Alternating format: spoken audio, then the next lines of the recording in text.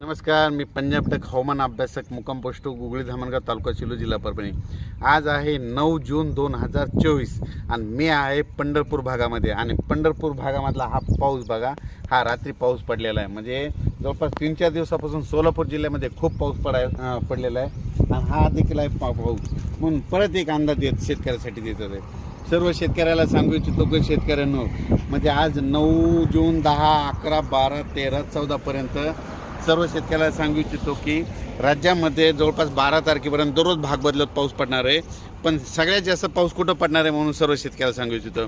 राज्यात सांगायचं झालं तर पाऊस नेमका कुठं कुठं पडणार आहे, सातारा, सांगली, सोलापूर, कोल्हापूर, पुणे, तसेच नगर जिल्हा, नाशिक जिल्हा, तसेच संभाजीनगर, बीड, जालना, परभणी, लातूर, धाराशिव, त्याच्यानंतर तो पाऊस सोलापूर, पंढरपूर या भागामध्ये म्हणजे 12 तारखेपर्यंत चांगला पडणार आहे म्हणून हा अंदाज लक्षात घ्यायचा।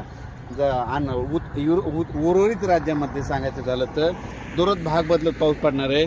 चांगला असा खूप काय मोठा राहणार नाही। शेतकऱ्याला एक सांगू इच्छितो, जर शेतामध्ये जर एकीत वर असले तर पेरणीचा निर्णय घ्या, नसा पेरणी करू नये म्हणून हे अंदाज सारखं लक्षात घ्यायचा। एकंदरीत परिस्थिती बघितली तर राज्यामध्ये 12 तारखेपर्यंत दक्षिण म्हणजे पश्चिम महाराष्ट्र, कोकण पट्टी आणि महाराष्ट्राचा दक्षिणेचा भाग या भागामध्ये सर्व पाऊस चांगला राहणार आहे म्हणून हा अंदाज लक्षात घ्यायचा। राज्यात सांगायचं झालं तर नंतर 14च्या नंतर परत राज्यामध्ये 15, 16, 2-3 दिवस थोडी विश्रांती राहील, पण 18, 19च्या नंतर परत राज्यामध्ये पाऊस येणार आहे म्हणून हा अंदाज लक्षात घ्यायचा। सर्व शेतकऱ्याला सांगू इच्छितो, शेतकऱ्यांनो, शेतात पाऊस पडल्याच्या नंतर जमिनीमध्ये एक ओल असले तर पेरणी करायला काही हरकत नाही।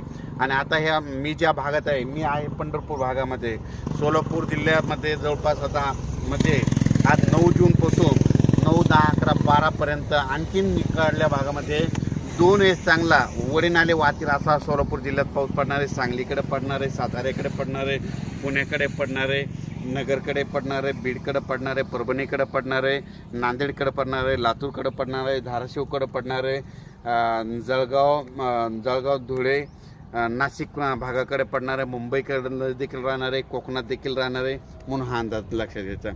पण राज्यात हा पाऊस पडायला सगळीकडे सर्वदूरचा नाही, भाग बदलत पडायला आहे। म्हणजे 2 दिवस या भागात पडतो की 2 दिवस दुसऱ्या भागात पडायला आहे म्हणून सर्व शेतकऱ्यांनी हा अंदाज लक्षात घ्या आणि जमिनीमध्ये ओल पाहूनच शेतकऱ्यांनी पेरणीचा निर्णय घ्यावा। अचानक वातावरणात बदल झाला तर परत एक लगेच मेसेज दिला जाईल। धन्यवाद।